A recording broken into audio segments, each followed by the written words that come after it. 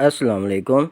मेरा नाम हुमायूं इफ्तिखार राजा है और रिंग रोड रावलपिंडी से रिलेटेड एक अपडेट है कि रिंग रोड रावलपिंडी के रूट की वैलिडेशन के लिए फ़र्म की खिदमात हासिल करने का अमल शुरू हो गया है। तफसीलात के मुताबिक रावलपिंडी डेवलपमेंट अथॉरिटी यानी RDA ने रावलपिंडी रिंग रोड के लिए 2 रूट्स की थर्ड पार्टी वैलिडेशन के लिए बैनुल अक़वामी शोहरत की निजी फ़र्म की खिदमात हासिल करने पर काम शुरू कर दिया है। इस सिलसिले में कमिश्नर ऑफिस में प्री बिड कॉन्फ्रेंस का इनेकाद किया गया, जिसमें प्राइवेट फ़र्मों को मदऊ किया गया ताकि वो अपने सवालात के जवाब ले सकें। कॉन्फ्रेंस की क़यादत RDA के चीफ़ इंजीनियर डॉक्टर हबीबुल हक रंधावा ने की। Pakistan council of architects and town planners ने कॉन्फ्रेंस में एतराज़ उठाया कि RDA ने टाउन प्लानर से बोली तलब नहीं की, हालांकि ये मंसूबा टाउन प्लानिंग पर मबनी था। उन्होंने RDA से दरख्वास्त की कि वो बोली लगाने के अमल को मनसूख करें और इंजीनियरिंग और टाउन प्लानिंग फर्मों से नई दरख्वास्तें तलब करें। ताहम RDA हुकाम ने कहा कि फ़ेज़ 1 का दायरे कार खालिस इंजीनियरिंग और रोड डिज़ाइन से रिलेटेड था और फ़ेज़ 2 का दायरा कार ज़मीनी इस्तेमाल का इब्तदाई खाका, तसव्वुर या प्लान था, जिसमें रिंग रोड के साथ इक़्तिसादी राहदारी के काबिल अमल माली और तकनीकी इख्तियारात थे। हुकाम के मुताबिक ये खालिस तौर पर टाउन प्लानिंग या शहरी तख्लीक़ नौ का काम नहीं है। पंजाब हुकूमत ने फ़ैसला किया है कि एक कंसल्टेंसी फ़र्म की खिदमात हासिल की जाएंगी जो इस मंसूबे पर 2 मरहलों में काम करेगी। फ़ेज़ 1 बेहतरीन रास्ते के तयन के लिए इक़्तिसादी राहदारी के लिए और फ़ेज़ 2 के लिए ज़मीन के इस्तेमाल के लिए एक तफसीली प्लान पर मुश्तमिल है।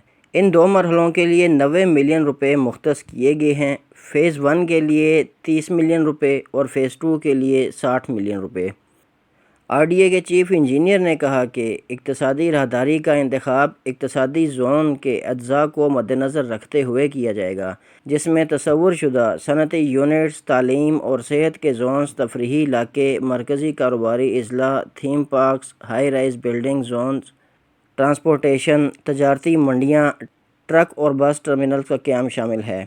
वाज़ेह रहे कि वफाकी हुकूमत ने वज़ीर-ए-आज़म शहबाज शरीफ के हालिया दौरे मुत्तहिदा अरब अमारात के बाद गैर मुल्की सरमायाकारी लाने के लिए रिंग रोड रावलपिंडी को 5 मेगा प्रोजेक्ट्स की फहरिस्त में शामिल किया है, जिनमें Parco coastal refinery phase 1, oil import terminal Kharian, Rawalpindi motorway, Rawalpindi ring road, Karachi circular railway और थर ब्लॉक 2 का रेलवे नेटवर्क से रब्ता शामिल हैं। दूसरी तरफ अगर देखा जाए तो रिंग रोड रावलपिंडी का जो पहला तखमीना लगाया गया था 26 अरब रुपए जो कि उसकी कंस्ट्रक्शन और 6 अरब रुपए जो कि लैंड एक्विजिशन के लिए थे, टोटल 32 अरब रुपए, उस तखमीने पर भी दोबारा काम शुरू हो चुका है जो कि सितंबर के महीने में कंप्लीट हो जाएगा, क्योंकि पिछले तकरीबन 6 महीनों के अंदर मटीरियल कॉस्ट में अच्छा खासा इजाफ़ा हुआ है, जिसकी वजह से रिंग रोड रावलपिंडी की कॉस्ट में भी इजाफ़ा हो गया है। इसके अलावा खारियाँ रावलपिंडी मोटरवे को इस्लामाबाद हाईवे के साथ टी चौक पर मिलाने के बजाय रिंग रोड रावलपिंडी के साथ कनेक्ट करने की भी बातें हो रही हैं, जिसका फ़ायदा ये होगा कि इस्लामाबाद रावलपिंडी टोटली एक साइड पर हो जाएंगे और मरकज़ी शाहरा GT रोड जो रावलपिंडी के अंदर से गुज़रती है उसके बजाय रिंग रोड रावलपिंडी हो जाएगी और इसकी सराउंडिंग में जितनी भी सोसाइटीज़ हैं इन सब सोसाइटीज़ को बहुत ज़्यादा फ़ायदा होगा। रियल इस्टेट इन्वेस्टमेंट वैसे भी टाइम टेकिंग चीज़ है, इसमें स्टॉक मार्केट की तरह थोड़े ही दिनों में या बहुत जल्द रिटर्न नहीं आता, इसमें थोड़ा वक्त लग जाता है और वैसे भी सरकारी प्रोजेक्ट्स के अंदर थोड़ी बहुत देर सवेर हो जाती है। रिंग रोड को वाकई बहुत ज़्यादा देर हो गई है, लेकिन अब ये हुकूमत का प्रोजेक्ट बनने के बजाय रियासत का एक लिहाज से प्रोजेक्ट बन गया है, क्योंकि जो भी हुकूमत होगी चाहे जिस भी पार्टी की हो उसे ये प्रोजेक्ट लाजमी बनाना होगा, यानी ये प्रोजेक्ट अब रोकना मुहाल है। और दारुल हुकूमत में ट्रैफिक कंजेशन का वाहिद इलाज सिर्फ रिंग रोड रावलपिंडी ही रह गया है।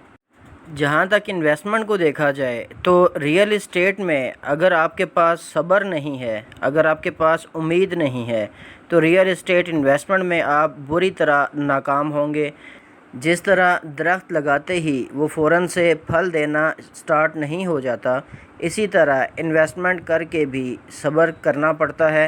کیونکہ جس امید کے اوپر آپ نے انویسٹمنٹ کی ہوتی ہے کہ رنگ روڈ بن جائے گی یا مرگلہ ایونیو بن جائے گی، اس امید کو پورا ہونے کا آپ کو انتظار کرنا پڑتا ہے، اور اس انتظار میں دیر سویر ہو جاتی ہے۔ بہتر ہے انویسٹرز کے لیے کہ وہ امید کا دامن ہاتھ سے نہ چھوڑیں۔ اور اگر دیکھا جائے تو انویسٹمنٹ کی بیسکس بھی یہی ہے کہ ایک امید کے اوپر آپ پیسہ لگاتے ہیں اور انتظار کرتے ہیں وہ خواب پورا ہونے کا، تبھی آپ کو پھل ملتا ہے۔ چلیں آج کے لیے اتنا ہی، مجھے اپنی دعا میں یاد رکھیے گا، میرا چینل سبسکرائب کیجیے گا۔ بہت شکریہ، اللہ حافظ۔